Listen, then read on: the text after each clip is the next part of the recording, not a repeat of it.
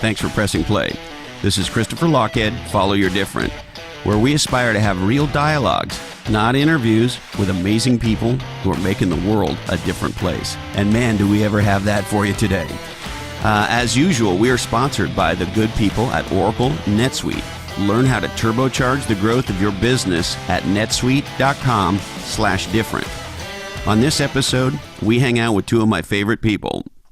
Entrepreneur, leadership event guru to the stars, and podcaster Jon Berghoff, and his best buddy, best-selling author of the international super sensation Miracle Morning series of books, and a top podcaster, none other than Hal Elrod. Oh, and Hal also wrote the intro to my latest book with Heather Clancy, Niche Down. Now, listen, let me share with you. I spoke at a Hal and Jon's event in December, and their event is called Best Year Ever. And normally when I speak in an event, I blow in, do my thing, and blow out. And I had a little bit extra time, and my good friend Tim Rode, who's the founder of One Life Fully Lived, was also at the event. And he emailed me ahead of time and said, hey, want to hang out and kind of do the event together? And we did. And so I got to participate not just in doing my thing, but in the whole Best Year Ever event with Hal, Jon, Tim, and the entire cast of characters there. And it was great. It's an amazing event. I highly recommend it. But also, as I was going down there and as I was there, I thought, why wouldn't I make this new year my best year ever? And I've been thinking about that a lot too. And so I thought it would be fun to have Hal and Jon come on and have a no BS conversation about how all of us can make this year our best year ever. And they give us some super practical, insightful ideas. We have a very fun conversation that I hope you're going to love. Go to lochhead.com for more on Jon Berghoff and Hal Elrod. Check out the show notes for this episode, and you'll see the key takeaways as well. Now, hey ho, let's go. Hey, tell us what you've been up to, buddy. Tell us what you've been up to. Oh, that's a good question. What have I been up to? Didn't you just say again? Didn't you just finish a book? Yeah, just finished writing a book. Two, kind of. So The Miracle Equation is the big new first ever traditionally published book. And every other book I've done is self-published, and that's coming out in April. And then we have a new Miracle Morning book, The Miracle Morning for Couples, how to make your relationship legendary one morning at a time. And Christopher Lochhead was featured in that book, I believe. I don't know if it was a what not to do section, or maybe you could clarify that, Chris. Yeah, I'm the before picture. You could go from this guy to this guy if you read this book. No, that comes out on Valentine's Day, The Miracle Morning for Couples. So yeah, that's been exciting. And the main thing I've been focused on, Jon, and you and I have talked about this a lot because it's one of your, if not your main focus too, which is just being the best dad I can possibly be. And then the best husband if there's any time left over for that. So what does that look like lately? With Hals? It looks like spending every possible moment with my kids. And as I tend to do, I'm going overboard to where I think I'm work's getting put on the back burner as I find this kind of balance. But, all the things I used to delegate to my wife, which was waking the kids up and getting them ready and taking them to school. I now wake them up. I help get them ready. I take them to school, or I alternate with her. I pick them up. We're playing all the time. We do board games in the morning, in the middle of my workday. It's just, it's obsessive. And what's interesting is when I had that book deadline, I really needed to write. And David Osborne called, our mutual friend David called, and he asked me if I wanted to do something with the kids. And the answer my entire life, as an adult would have been no. I've got stuff to do. I need to be productive because I valued productivity above everything else, as I think many entrepreneurs do. And my first answer to David without thought was, yeah, let's go hang out with the kids. And he goes, wait a minute. He goes, don't you have that book due tomorrow? I go, oh yeah, you're right. I probably should do that. But I realized, I went, wow, that's a fundamental, radical, subconscious shift in my priorities and in my values. And so, while I'm still navigating the balance, it's positive. That's awesome. That's awesome, Hal Elrod. Thanks. Christopher Lochhead and Jonathan Berghoff. So you got two new books coming out. Is that, we got The Miracle Equation? Yep. And The Miracle Morning for Couples. And then we're working on 3 or 4 other books, I think, in the background. So what is the miracle equation? I'm glad you asked, Johnny. I wish I had a web page up. Some of us failed math. Yeah, the miracle equation. And John, the funny part is I invented this miracle equation thing long before the miracle morning. It's just kind of, ironic that or I guess I just call things miracle stuff, but the fact that that it now makes sense that the miracle morning's this brand, this hit, if you will, that now that this miracle equation will follow it up. But it's actually something that I invented when you and I lived together, and it was to break sales records, and it worked. And I taught it to other people, and it worked for them surprisingly. Almost every single time they exceeded anything they had ever done before. And it's really simple. It's made up of 2 fundamental decisions. Number 1 is the decision to, unwavering faith is the first decision, and extraordinary effort is the second decision.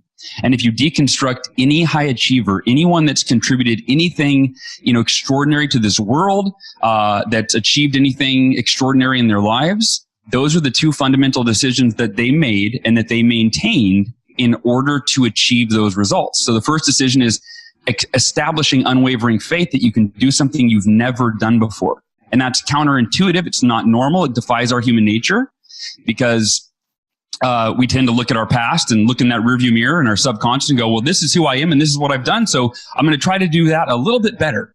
And to truly go out on, you've got to establish that unwavering faith that I can do something that even though I checked my past and there's no evidence that I can do this, I'm going to establish the faith that I can do it. And then equally as important is making that faith unwavering so that when you encounter obstacles and setbacks, as we all do, that you're not, right? That you maintain the faith. Most of us, we can establish the faith. I can do it. I believe anything is possible. Right? But possible doesn't turn it into probable or inevitable. And it's unwavering faith that does both of those things. And then the second piece is all high achievers put forth extraordinary effort until. And that word we learned from our mentor, John, right? Dan Cassetta taught us that operative word is until. You just continue pushing forward, putting forth extraordinary effort until you get the result you want. And as we know from experience and history, it usually takes longer than we think. And that's why you've got to maintain both of those decisions. And when you live your life where you approach every day, every goal, every dream with unwavering faith and extraordinary effort, your success is inevitable. It's only a matter of time. So here's my big question. It's a challenge I have in my life. It's the unwavering part, particularly in the face of what can sometimes feel like ongoing, continuous failure. I had a situation in my life recently. I can walk you through it if you care, but where essentially, I thought me and our team did everything right, and then everything went wrong for weeks, and like painfully. Like it was like I got up every morning and somebody would whack me with a hockey puck in the nuts, and it just kept happening and kept happening and kept happening. And so I guess my question is, how do you maintain the unwavering part? Yeah, the simple answer is like the tactical answer is through a mantra or an affirmation. So when I started doing this, I was trying to break this company sales record. And then the time period that I had to break it, I thought I had 14 days to break the record, and I was already really stressed to do it in 14 days. And a few days before the contest started, our manager said, "Oh, by the way, you guys, this isn't a 14-day normal push period, as it was called. It's only 10 days." And I went, "Whoa, there's no, no, you can't do that to me. I've been spending the last few weeks getting mentally prepared to do something I've never done in 14 days. And now you're taking a third of that away from me. That's nearly impossible." And so I decided, I just reverse engineered. I went, okay, if that seemingly impossible feat were to become possible, how would it occur? And the first realization is I've got to maintain unwavering faith. And the way that I did that is I created a mantra that simply said, I am committed to blank, right? Whatever that result is for you. No matter what, there's no other option. And whenever I would have a no sale, or I would have a bad day, I would be encountering that failure. Well, the voice of doubt is typically what overrides, like that's what just consumes us. Oh my gosh, there's no way I can achieve this goal now. It's not working out the way that I thought. It's not happening as fast as I hoped that it would. And I just overrode that with, no. I pushed out those negative doubt inducing thoughts with, I'm committed to achieving my goal no matter what, there's no other option. I am committed to achieving my goal no matter what, there is no other option. And I just said it over and over and over and over and over and over and over again. And that continued redirecting my focus on the activities that would move me toward my ideal outcome versus the fear that it wasn't going to happen. And I think part of the unwavering faith is flexibility in realizing that it may take longer than it usually takes longer than we think, right? So we usually fail along the way. And then B, sometimes we have to pivot, right? Like my first book I thought was going to be great. I thought everybody was going to love it. It was called Taking Life Head On. And it just didn't do well. It just didn't resonate with the market the way, right? And so I just had to acknowledge, my goal of changing the world with a book is not going to be this book. I've got to write another one. And it took me 6 years and finally wrote that second one. So that's a big one I want to ask you about, which is, how do I know that I need to quote unquote pivot versus persevere? Like that to me is a seminal question. Like, is the universe telling me I should not be focused on this and I should pivot? Or is the universe telling me just hang in there, champ, you got one more round? Yeah, that's probably the hardest question to answer. And I'd love to hear Johnny's thoughts on this. I'll give a few, and that is that I think that getting feedback from other people that are older and wiser, if you will, or simply have done what you're trying to do, or even just anybody getting that outside perspective, because we're so consumed with our own perspective, I think is really valuable. And a good example is I'm dealing with some challenges right now with a lot of different stuff, but I had a conversation with a buddy yesterday, and it's amazing how we stay private. We keep it to ourselves, and we keep trying to push through it and figure it out on our own. And a 5-minute conversation with in fact, I'll tell you, it was our good friend, John Broman. And I was like, oh God, you're right. I didn't think of that, And so I think that, there's no black or white answer there, Chris, right? It's definitely a gray area. But I think that the two things is getting feedback from other people and then really looking for what I call microcosm evidence, which is simply, who was it? In fact, John Broman has said this yesterday. I forgot who it was, but he said that if you can, if you can find 5 people, for example, that buy your product and like your product or your service or whatever, right? Then all you have to do, now it's proven that it works. And you just have to find 5 more people like them. And then once you do that, find 5 more people that were like them. But here's the deal. If you've put out your product, your service, and the marketplace is telling you, right? Or you've tried this goal and it's just like, no. This isn't like my first book. I'm like, no matter how hard I pushed it, it didn't have that word of mouth kind of thing. And it's that it factor is hard to even figure out what it is sometimes. But that's it. I looked for evidence of, the evidence is not there that this is a viable long-term, strategy. So now I've got to pivot. What do you think, Jon Berghoff? Yeah, Johnny. Yeah.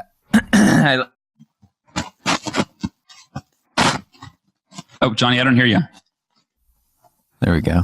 I like what you said, buddy. I can relate in my business right now. I've got decisions to make, and I think a lot of entrepreneurs can relate when you have decisions to make and you have no precedent, you have no playbook, and you have no mentors that fully understand every dynamic. So you can't even get feedback from somebody who's literally been where you want to be, right? Oh. And when I go back 3 years, the last time I was at a crossroads and fortunately made a good move, I think it was kind of like what you said, Hal. You had a cool word for it, microcosm signals or something? Evidence, yeah. I think of it as listening. That I've got to constantly be listening, I listen with every part of my being. It's what am I seeing? What evidence can I find that says, hey, I should go one way or another? And I could be surprised how that evidence could be right in front of me and I might not see it if I'm not just staying open to whatever those signals are that I should go one way or another. Amen. Why is it, I don't know what the statistics are. Maybe you guys know the percentage of people who keep their New Year's resolutions, but it's obviously incredibly low. And I always love going to the gym in January and looking around. It's like, okay, I know that you are not going to be here in the middle of February. And I the grumpy part of me says, why don't you just give up the fuck now? Because we all know you're kidding. And so why don't you just go home and have a donut? So that you can use their treadmill? Yeah, exactly. And so I guess my point is, how do we not be that person who gives up in February? John, you want to handle that first? Yeah, go ahead, buddy. Oh. I don't set resolutions, so I need to reflect for a moment on if I'm qualified to help answer that. There you go. Yeah. So for me, I'm a huge proponent of accountability, and in whatever form. I think that most of us resist accountability because as children, it was forced upon us, right? So you think about when our brain was developing, from age, 0 to 18, we were forced by the authority figures in our lives, right? Our parents, our teachers. We were forced to eat our vegetables and attend school and do our homework and take a bath and go to bed at a decent hour. And none of those things, typically those were things we resisted. We didn't want to do them. I don't want to go to bed. I don't want to take a bath. I don't want to eat my vegetables, right? And if you have kids, you know what I'm talking about. Or if you were a kid. And so you think about that. We have this deep ingrained resentment and resistance toward being held accountable to do things. And for most of us, we turn 18, we flee the nest, right? And we're like, screw it. I'm staying up till all hours of the night, right? I'm sleeping in as long as I can. I'm going to eat Jack in the Box and McDonald's and Burger King, right? Like that's it. It's this downward spiral for most people into settling for mediocrity. And it happens gradually, and we don't kind of, it's like before we know it. But if you look at the world's most successful people in any industry, look at the world's most successful athlete and show me one that doesn't have a coach that holds them accountable to practice and drill and do run plays in a game. And left to their own devices, right, they'd probably be a lot less focused and disciplined. You look at any CEO, they've got executive coaches, they've got accountability from their shareholders, accountability from their executive staff, from the board. I mean, on and on and on. And again, left to their own devices, you probably find a lot more CEOs spinning their wheels. And it is accountability that gets us to go to the next level. And even if you consider yourself a self-accountable person, right? Like I'm self-accountable, and so is Berghoff, and so are you, I'm sure, Chris, in many, many, many areas. But guess what? Whatever areas I'm not accountable in that would improve my life or business in ways that I deem valuable, well, then that's what accountability would give to me. It would get me to that next level. And for us, that's universal. We all share the next level. And I think that's how you keep if you have somebody holding you accountable, you go to the gym in January and February and March and April, all the way to December. Well, now you've got some leverage. So I have another side to this coin to offer. Damn it. Yeah. So Hal, I love talking about this with you because you and I are very different. Now, this might explain why you've sold 1 million books and I've sold 0, and why you have an email list of 600,000 and I have my parents. But I've always run away from accountability. Like I was beat up by accountability as a kid. Yet there's been a few places where I've been able to do some good things. And for me, it's when you talk about the people that go to the gym, and this isn't in disagreement with the value of accountability. It's just another look at this.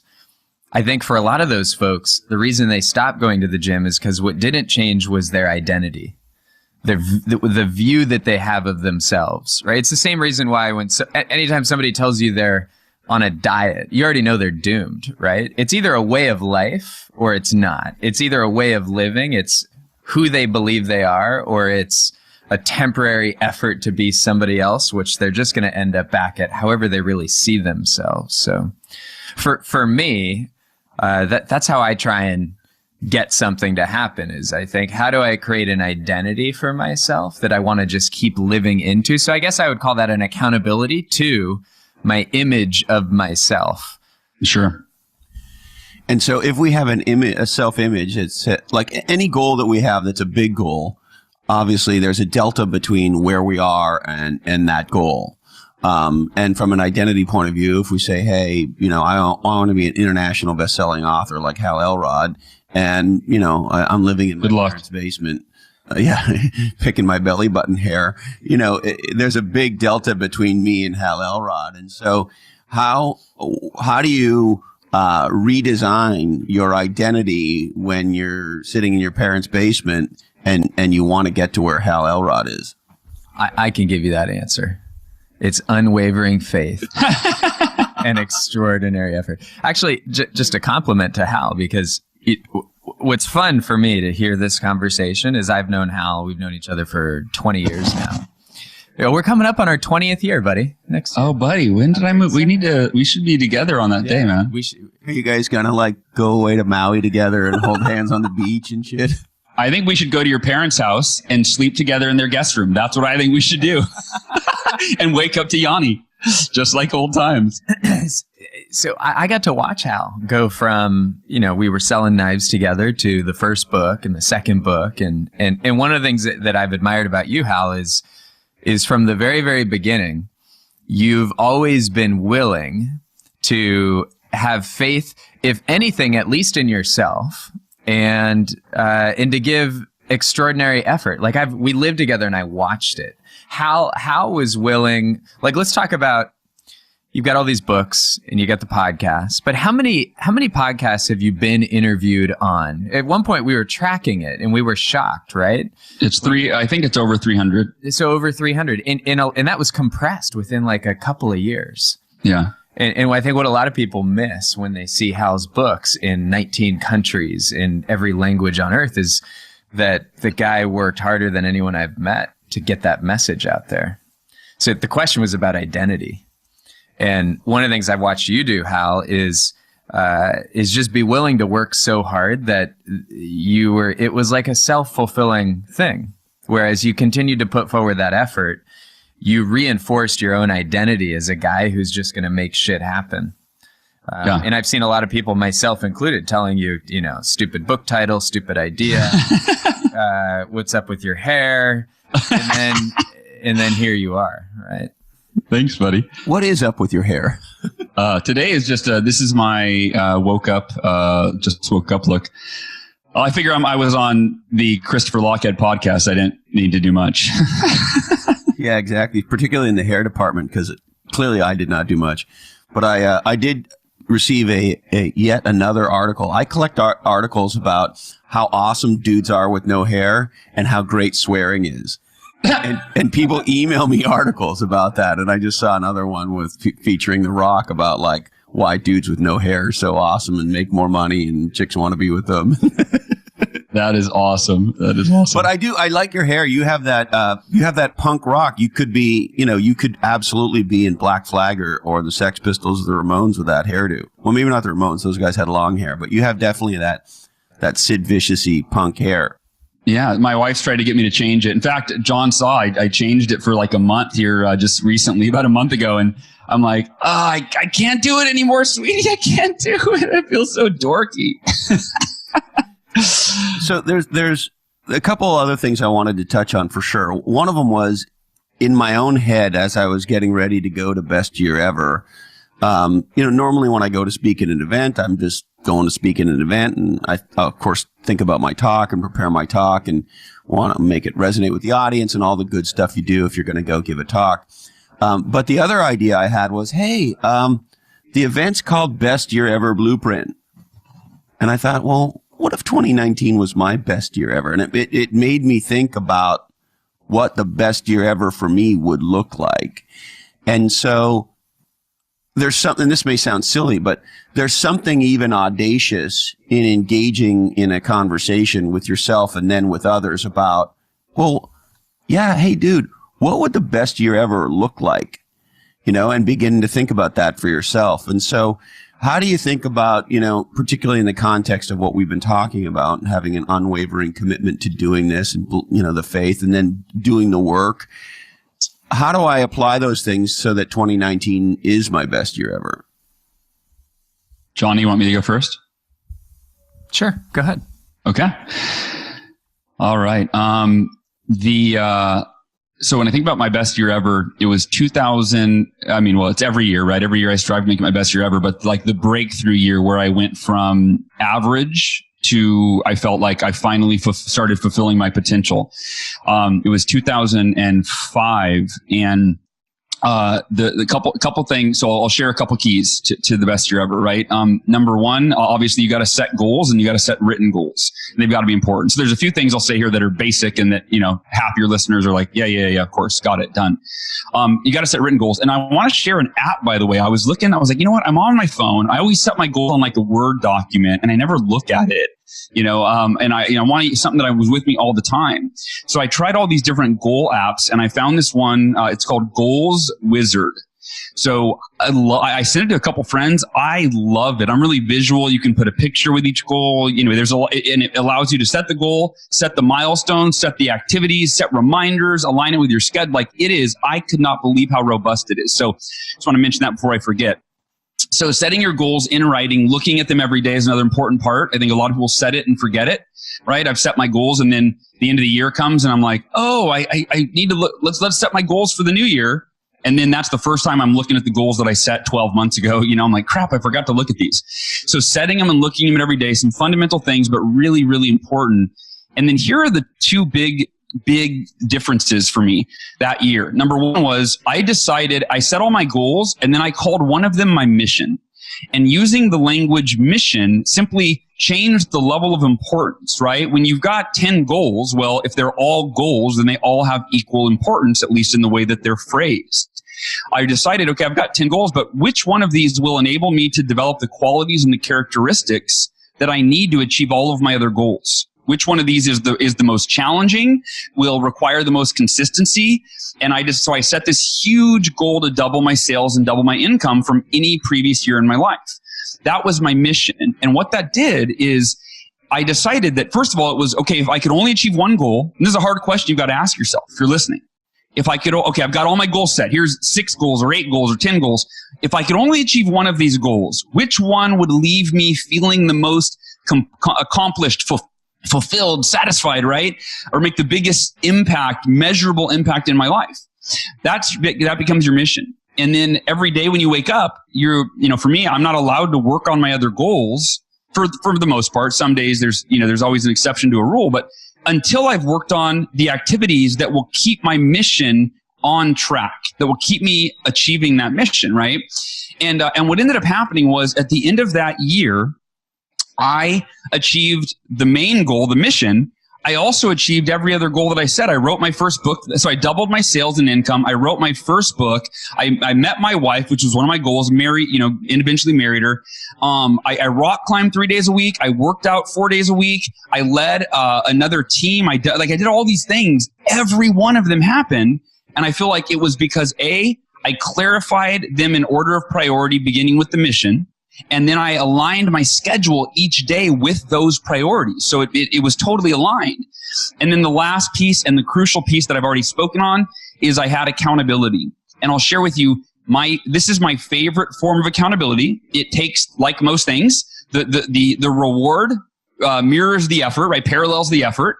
So it actually takes more effort to set up this accountability than probably any other. Easiest is hire a coach or find an accountability partner.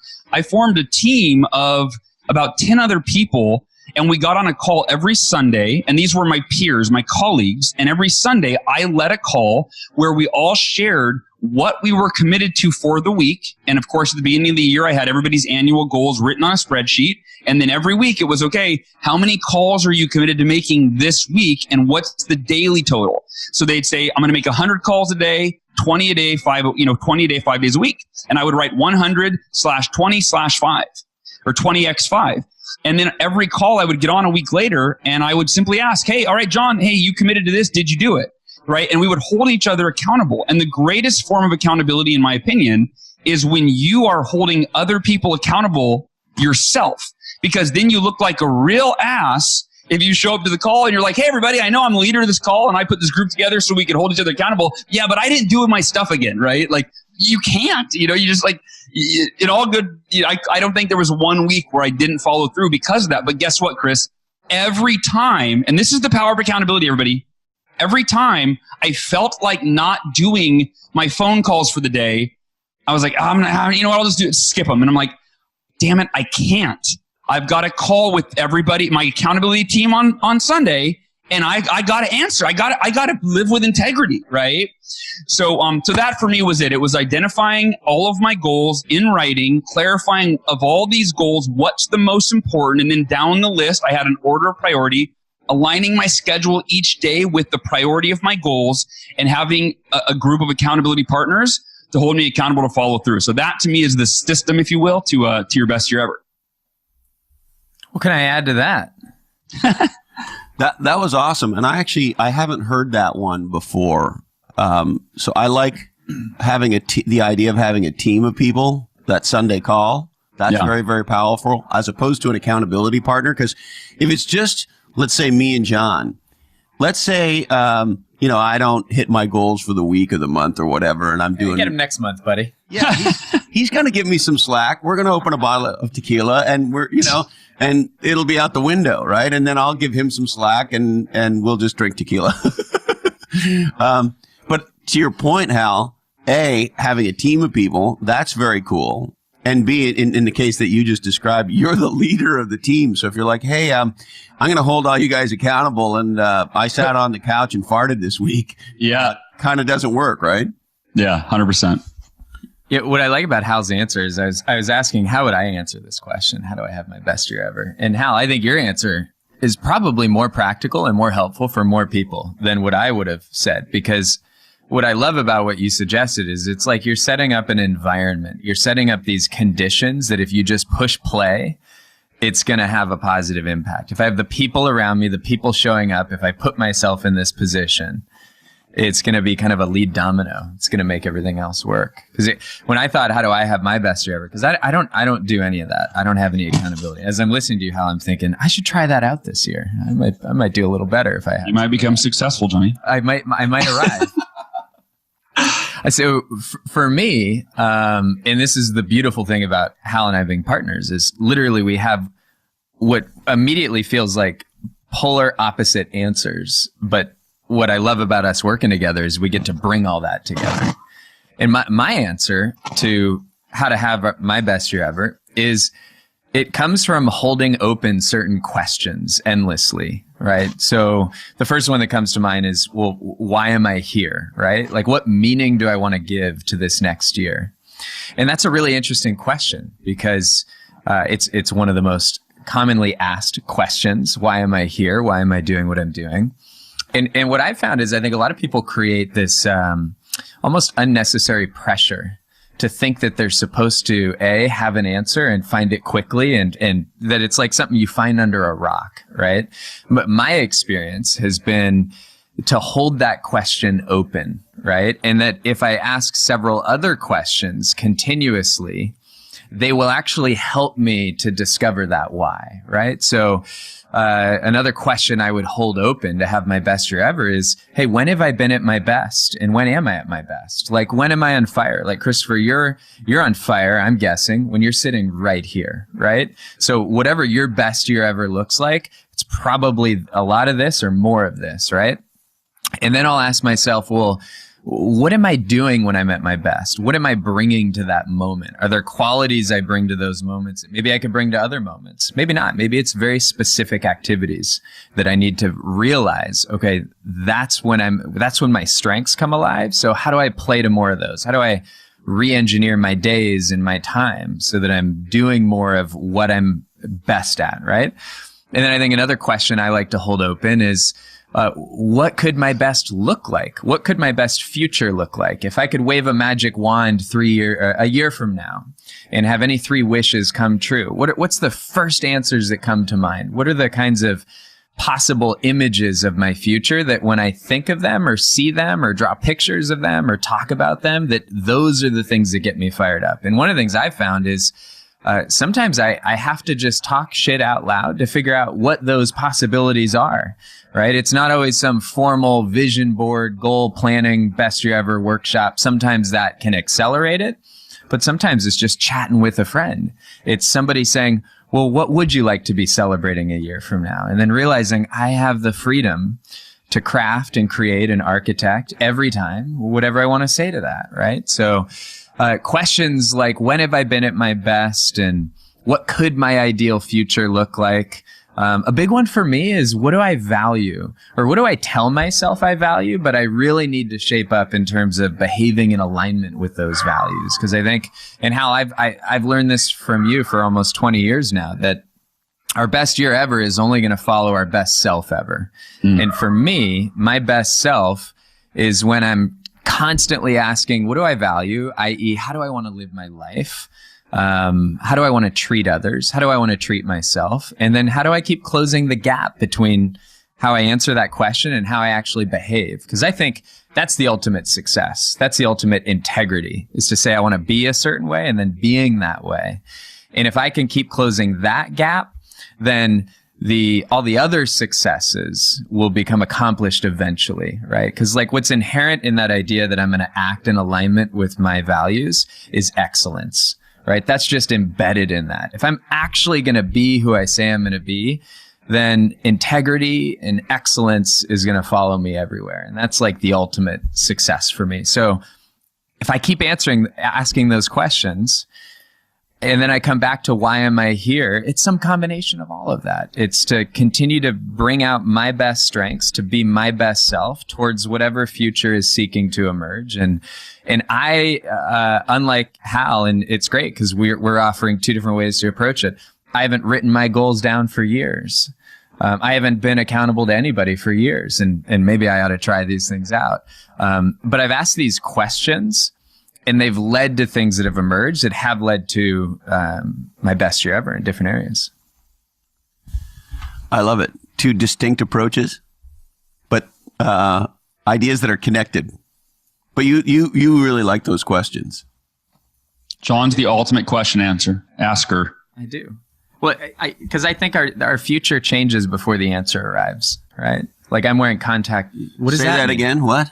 The future changes before the answers even arrive, right? Because I'll give you an example. So I'm wearing contact lenses right now, right?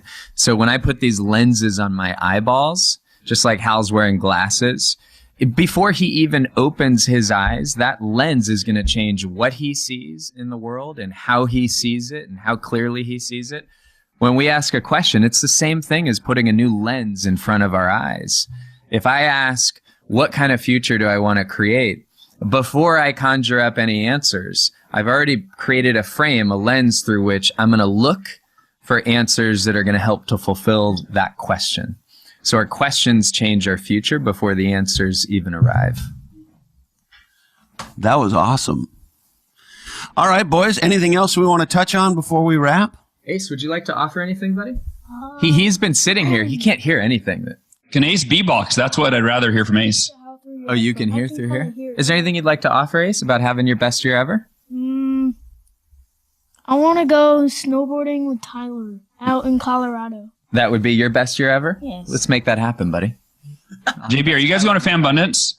That's Tyler. No, Ace has a hockey tournament and a baseball tournament and basketball that weekend. Jeez. That was awesome, Ace. All right, boys, anything else? I love you, Hal. Good to see you, buddy. Glad to see you. Love you guys. Thanks for inviting me to join you in person. I really appreciate it.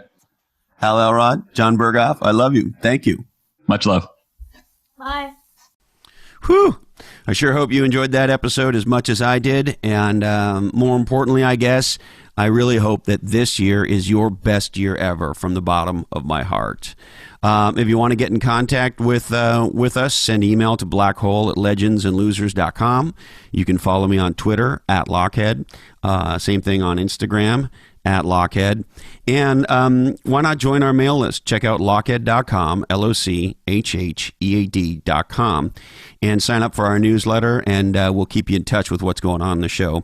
Because you may not realize, when you subscribe to this podcast on Apple Podcasts or Stitcher or Overcast or any of the podcast players, we don't know you exist. The only way we know you're there is if you give us your email address, and that way we can have direct communication. All right. We would like to thank the amazing Flourishing Leadership Institute. This is John's company. They do leadership events to the stars. Check out the website lead2flourish.com. That's lead2flourish.com. And Hal Elrod International. Yeah, international is right. I don't even know how many languages his books have been translated into. Check them out. Books, podcasts, and a whole lot more at Hal, H-A-L, Elrod, E-L-R-O-D.com. Niche down, How to Become Legendary by Being Different, the #1 bestseller on Amazon. Check it out.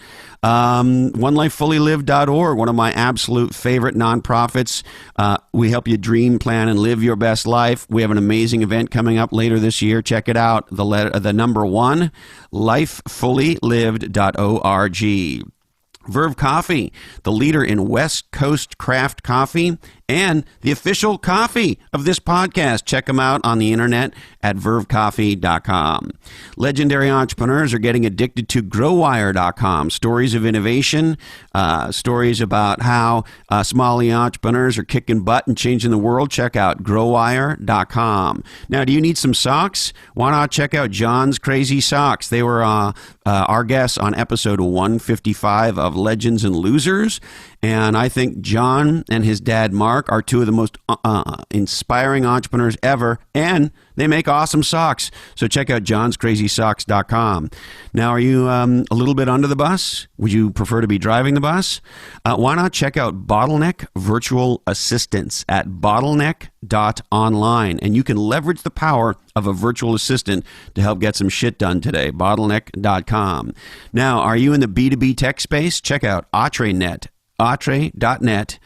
That's ATRE.net. These folks have been building B2B websites for tech companies for decades, and they do a legendary job. And my good friends at the Front Row Foundation. This is a nonprofit that helps give folks who are dealing with life-threatening diseases and challenges a day of legendary experience, legendary moments. Check out the FrontRowFoundation.org. All right, I need to remind you that this oddcast is the sole property of the Legends and Losers, or for that matter, the Lochhead Oddcast Network.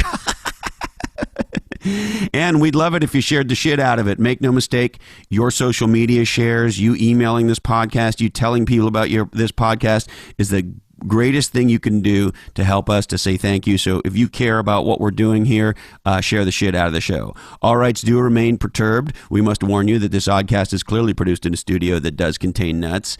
Teach entrepreneurship. Remember to practice your miracle morning savers out there, folks. Don't be lame. Get out of the passing lane. If I was governor of California, if you were driving slow in the passing lane, it would be a $50,000 fine and 6 months in jail. Don't forget to listen to the Tragically Hip.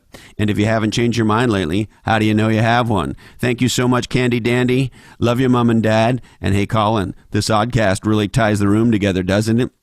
Today, our deepest apologies go to Douglas Parker, Chief Executive Officer of American Airlines. Sorry, Dougie, we just ran out of time for you. That's it. Thank you so much for investing part of your life with me. It really means the world to me. And until we're together again, follow your different.